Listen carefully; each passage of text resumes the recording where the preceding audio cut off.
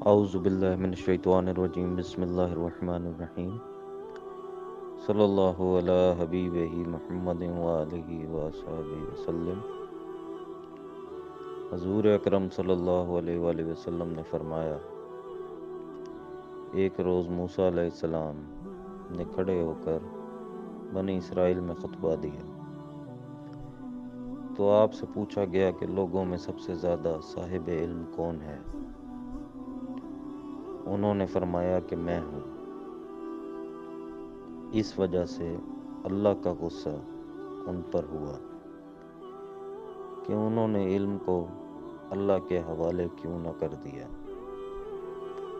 تب اللہ نے ان کی طرف وحی بھیجی کہ میرے بندوں میں سے ایک بندہ دریاؤں کے سنگم پر ہے، جہاں فارس اور روم کے سمندر ملتے ہیں۔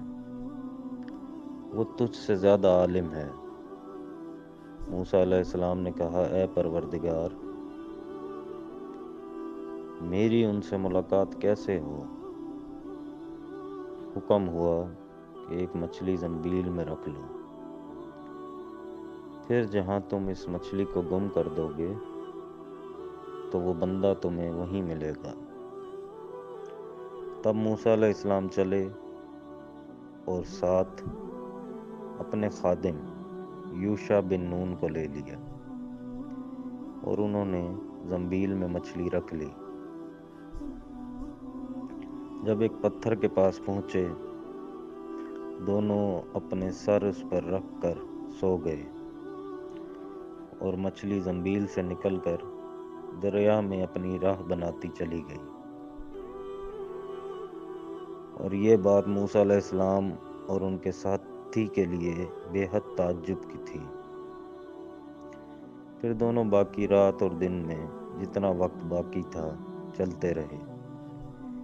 جب صبح ہوئی، موسیٰ علیہ السلام نے خادم سے کہا، ہمارا ناشتہ لاؤ، اس سفر میں ہم نے کافی تکلیف اٹھائی ہے۔ اور موسیٰ علیہ السلام بالکل نہ تھکے تھے، مگر جب اس جگہ سے آگے نکل گئے جہاں تک انہیں جانے کا حکم ملا تھا، تب ان کے خادم نے کہا، کیا آپ نے دیکھا تھا کہ جب ہم صخرہ کے پاس ٹھہرے تھے تو میں مچھلی کا ذکر بھول گیا؟ بقول باز صخرہ کے نیچے آب حیات تھا۔ وہ اس مچھلی پر پڑا اور وہ زندہ ہو کر بقدرت الہی دریا میں چل دی۔ یہ سن کر موسیٰ علیہ السلام بولے کہ یہی وہ جگہ ہے جس کی ہمیں تلاش تھی۔ تو وہ پچھلے پاؤں واپس ہو گئے۔ جب پتھر تک پہنچے تو دیکھا کہ ایک شخص کپڑا اوڑھے ہوئے موجود ہے۔ موسیٰ علیہ السلام نے انہیں سلام کیا۔ خضر علیہ السلام نے کہا کہ تمہاری سرزمین میں سلام کہاں؟ پھر موسیٰ علیہ السلام نے کہا کہ میں موسیٰ ہوں۔ خضر بولے کہ بنی اسرائیل کے موسیٰ؟ انہوں نے جواب دیا کہ ہاں۔ پھر کہا کہ کیا میں آپ کے ساتھ چل سکتا ہوں تاکہ آپ مجھے ہدایت کی وہ باتیں بتلاؤ جو خدا نے خاص آپ ہی کو سکھلائی ہیں؟ خضر علیہ السلام بولے کہ تم میرے ساتھ صبر نہیں کر سکو گے۔ اے موسیٰ، مجھے اللہ نے ایسا علم دیا ہے جسے تم نہیں جانتے، اور تم کو جو علم دیا ہے اسے میں نہیں جانتا۔ اس پر موسیٰ علیہ السلام نے کہا کہ خدا نے چاہا تو آپ مجھے صابر پاؤ گے، اور میں کسی بات میں آپ کی نافرمانی نہیں کروں گا۔ پھر دونوں دریا کے کنارے کنارے پیدل چلے۔ ان کے پاس کوئی کشتی نہ تھی کہ ایک کشتی ان کے سامنے سے گزری تو کشتی والوں سے انہوں نے کہا کہ ہمیں بٹھا لو۔ خضر علیہ السلام کو انہوں نے پہچان لیا اور بغیر کرایہ کے سوار کر لیا۔ اتنے میں ایک چڑیا آئی اور کشتی کے کنارے پر بیٹھ گئی۔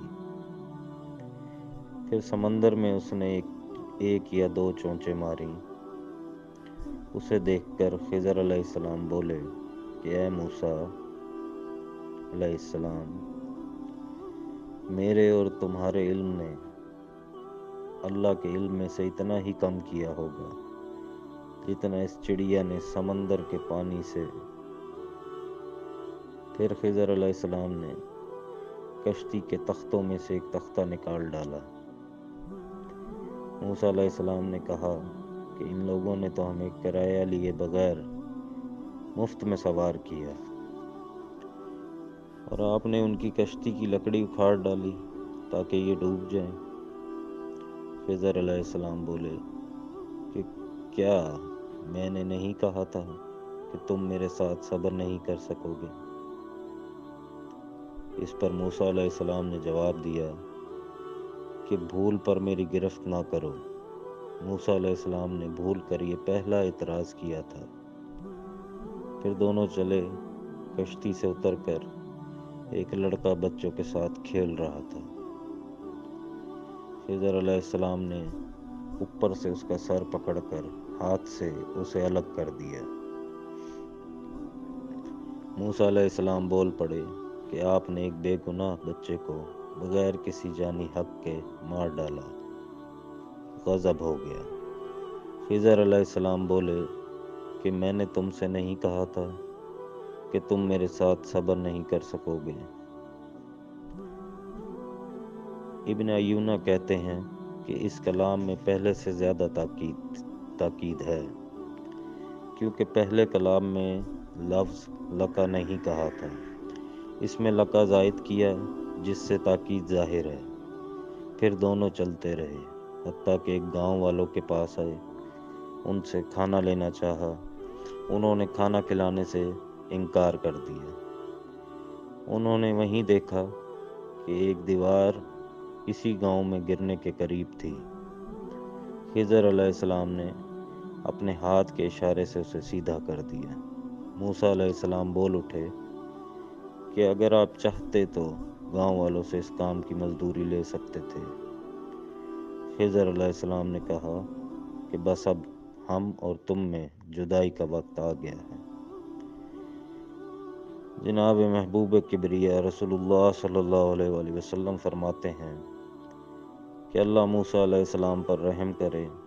ہماری تمنا تھی کہ موسیٰ علیہ السلام کچھ دیر اور صبر کرتے تو مزید واقعات ان دونوں کے بیان کیے جاتے اور ہمارے سامنے روشنی میں آتے، مگر حضرت موسیٰ علیہ السلام کی عجلت نے اس علم لدنی کے سلسلہ کو جلد ہی منقطع کر دیا۔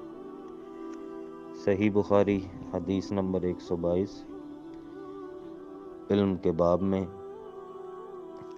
اور جتنے لوگ یہ حدیث پڑھ رہے ہیں، سن رہے ہیں، آپ لوگوں سے گزارش ہے کہ قرآن کی سورہ کہف میں اللہ کریم نے اس واقعے کو بڑا تفصیلی بیان کیا ہے۔ 15ویں اور 16ویں پارے میں سورہ کہف موجود ہے، اس کو آپ پڑھیں۔ اس کے اندر تفصیلی سارا واقعہ بیان کیا گیا ہے، اس سے آپ کو اور بھی بہت ساری چیزیں پڑھنے کو ملیں گی، اور بہت سارے واقعات ہیں جس کے اندر اصحاب کہف کا ذکر ہے، غار والوں کا، حضرت ذوالقرنین کا ذکر ہے، یاجوج ماجوج کا ذکر ہے، حضرت موسیٰ علیہ السلام اور حضرت خضر علیہ السلام کی اس روحانی ملاقاتوں کا، روحانی علوم کے لیے جو ملاقات ہوئی، سفر ہوا، اس